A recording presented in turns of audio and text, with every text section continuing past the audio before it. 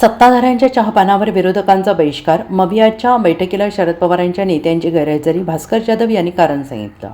मुंबईतील शिवला येथे महाविकास आघाडीची पत्रकार परिषद पार पडली. विधिमंडळाच्या अर्थसंकल्पीय अधिवेशनाच्या पार्श्वभूमीवर ही बैठक घेण्यात आली.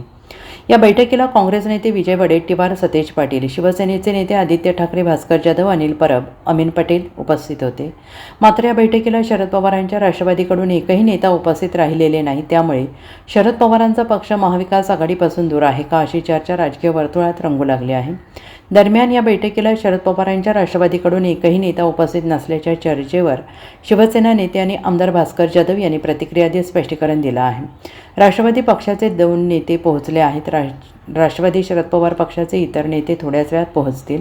त्यांच्या काही घरगुती कारणास्तव आणि कम्युनिकेशन गॅपमुळे थोडा उशीर झाला. मात्र आम्ही सर्व एकत्रच आहोत. मी जयंत पाटील यांना कालच फोन केला आहे.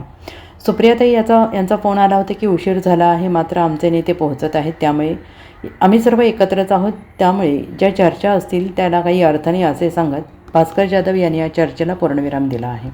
हाच आम्हाला उत्तर मिळतं. आज सरकारमध्येच असलेल्या मंत्र्यांच्या दालनामध्ये या ठिकाणी अँटी करप्शनचे लोक धाड घालतात. अँटी करप्शनचे लोक धाड घालतात. अँटी करप्शनचे लोक सरकारी दालनामध्ये, सरकारच्या मंत्रालयामध्ये एक दालन सील करतात. याचा अर्थ हे सरकार किती भ्रष्टाचाराच्या दलदलीमध्ये गुंतलेलं आहे, किती रुतलेलं आहे, याचं आणखीन काय उदाहरण फार द्यायची आवश्यकता नाही. द्यायचं झालं तर संजय शिरसाटांचं द्यावं लागेल, द्यायचं झालं तर भरत गोगावल्यांचं सुद्धा द्यावं लागेल, द्यायचं झालं तर अन्य अनेक मंत्र्यांचं उद्घाटन या ठिकाणी द्यावं लागलं. द्यावं लागलं तर योगेश कदमांचं सुद्धा द्यावं लागेल. 30 वर्ष स्वतः वडील गृहराज्यमंत्री, मंत्री स्वतः विद्यमान गृहराज्यमंत्री, आणि त्यांच्या बारवर डान्स त्या ठिकाणी रेड पडते आणि तिथं महिला नाचतात. अशा मंत्र्यांच्या बरोबरीनं चहा प्यायला जाणं हे आम्हाला काही योग्य वाटत नाही, म्हणून आम्ही या ठिकाणी जाणार नाही आहोत. त्याचबरोबर आज आपण बघितलं असेल तर शेतकऱ्यांना कर्जमाफी देतो म्हणून सांगितलं, पण अद्यापपर्यंत कर्जमाफीचं नाव नाही.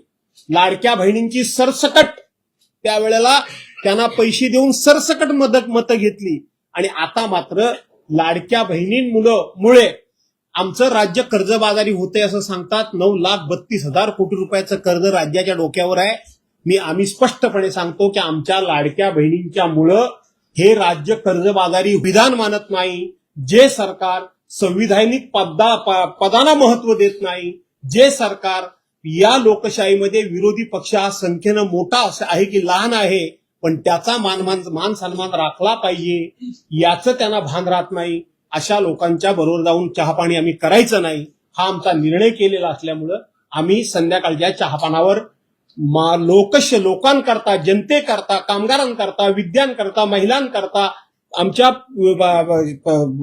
बेकार रोजगार करता आम्ही त्यांच्या चहापानावर बहिष्कार टाकू. Bureau report, SPN Marathi.